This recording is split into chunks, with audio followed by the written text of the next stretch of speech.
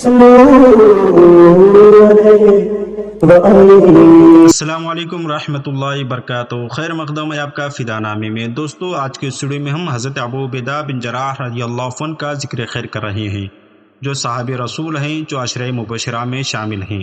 اس امید کے ساتھ ویڈیو پسند آنے کی صورت میں لائک اور شیئر ضرور کریں، اور فدا نامہ یوٹیوب چینل کو سبسکرائب کریں۔ حضرت ابو عبیدہ رضی اللہ عنہ کے اخلاق میں خدا ترسی، اتباع سنت، تقوی، زہد، تواضع، مساوات اور ترحم کے ابواب نہایت روشن ہیں۔ خوف خدا کا یہ عالم تھا کہ محض معمولی واقعات ان کے لیے سرمایہ عبرت بن جایا کرتے تھے۔ اکثر خدا کی ہیبت و جلالت کو یاد کر کے چشمے پرنم ہو جاتے تھے۔ ایک دفعہ ایک شخص ان کے گھر آیا اور دیکھا کہ آپ زار و قطار ہو رہے ہیں۔ اس نے تعجب کے ساتھ پوچھا، عبیدہ خیر تو ہے؟ یہ رونا دھونا کیسا ہے؟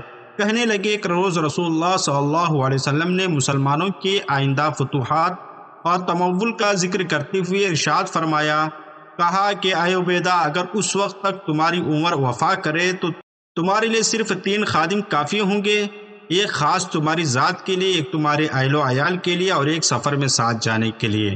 اسی طرح سواری کے 3 جانور کافی ہیں، ایک تمہارے لیے، ایک غلام کے لیے، ایک اسباب و سامان کے لیے۔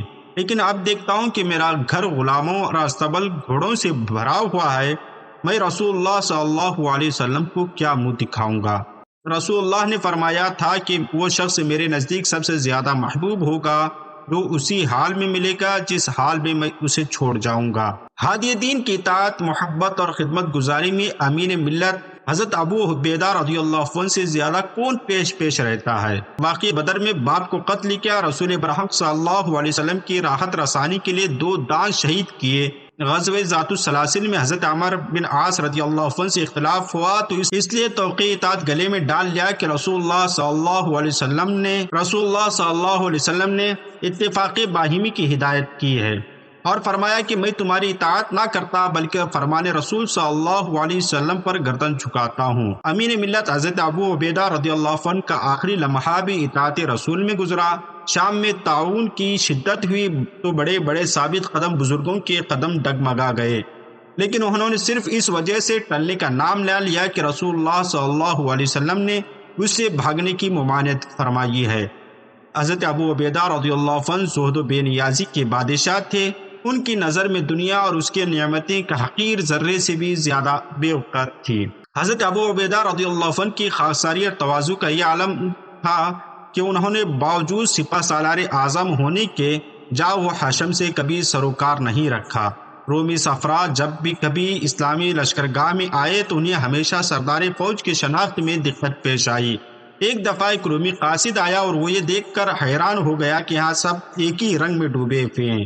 بالآخر اس نے گھبرا کر پوچھا کہ تمہارا سردار کون ہے؟ لوگوں نے حضرت ابو عبیدہ رضی اللہ عنہ کی طرف اشارہ کیا۔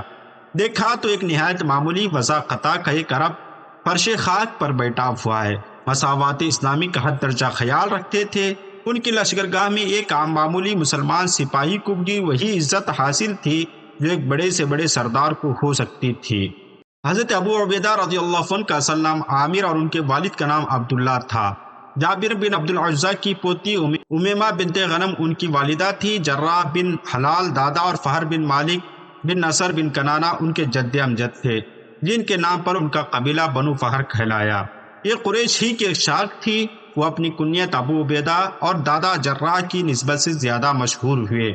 حضرت ابو عبیدہ رضی اللہ عنہ عمر بن خطاب رضی اللہ عنہ کے ہم عمر تھے۔ قبول اسلام کے وقت ان کی عمر 28 سال تھی۔ سیدنا ابو بکر رضی اللہ عنہ اسلام کی طرف سبقت کرنے والے پہلے مرد تھے۔ اپنے ایمان لانے کے دوسرے روز ہی انہوں نے حضرت ابو عبیدہ رضی اللہ عنہ کو دین ہدایت قبول کرنے کی دعوت دی تو انہوں نے فوراً لبیک کہا۔ حضرت عثمان بن معزون اور عبد الرحمن بن عوف رضی اللہ عنہ بھی اسی وقت نعمت اسلام سے سرفراز ہوئے۔ تب حضور نبی کریم صلی اللہ علیہ وسلم دار ارقم میں منتقل نہ ہوئے تھے۔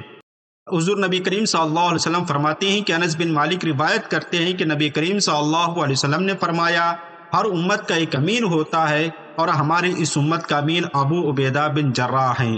ایک بار نجران کے عیسائیوں کا ایک وفد نبی کریم صلی اللہ علیہ وسلم کی خدمت میں حاضر ہوا اور درخواست کی کہ ابو القاسم اپنے صحابہ میں سے کسی امانت دار شخص کو ہمارے ساتھ بھیج دیں تاکہ وہ کچھ مالی جھگڑے نمٹائے۔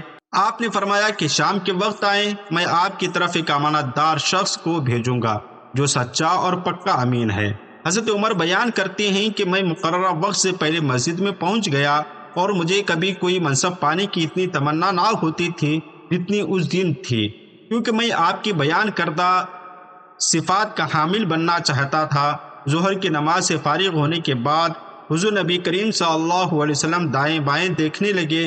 میں نبی کریم صلی اللہ علیہ وسلم کے آگے ہونے کی کوشش کر رہا تھا۔ پیارے نبی صلی اللہ علیہ وسلم نے ابو عبیدہ رضی اللہ عنہ کو بھیج دیا اور فرمایا کہ ان کے ساتھ جاؤ اور ان کے باہمی اختلافات میں انصاف کے ساتھ فیصلہ کرو۔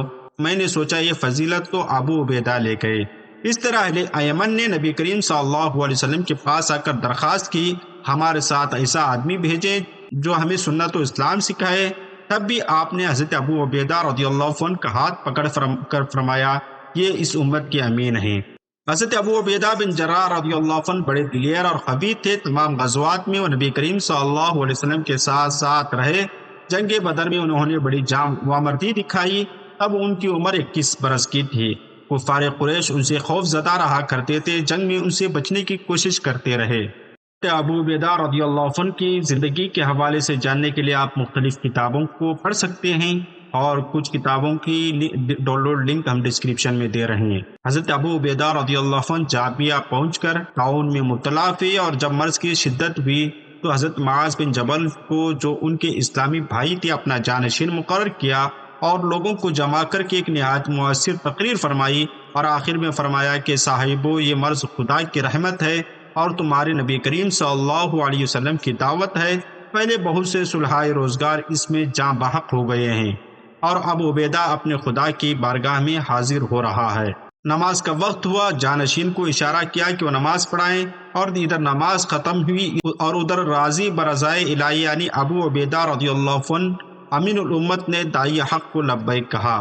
حضرت معاذ بن جبل نے تجہیز و تکفین کا سامان کیا اور حاضرین کے سامنے ایک مؤثر پردرد تقریر فرمائی۔ 58 برس کی عمر میں 18 ہجری میں 58 برس کی عمر میں تاریخ ساز شخصیت مالک حقیقی سے جا ملی، اور حضرت ابو عبیدہ نے 58 برس کی عمر پائی، اور اس قلیل عرصے میں اپنے حیرت انگیز کارناموں کا منظر دکھا کر 18 ہجری میں اس دنیا سے رخصت ہو گئے۔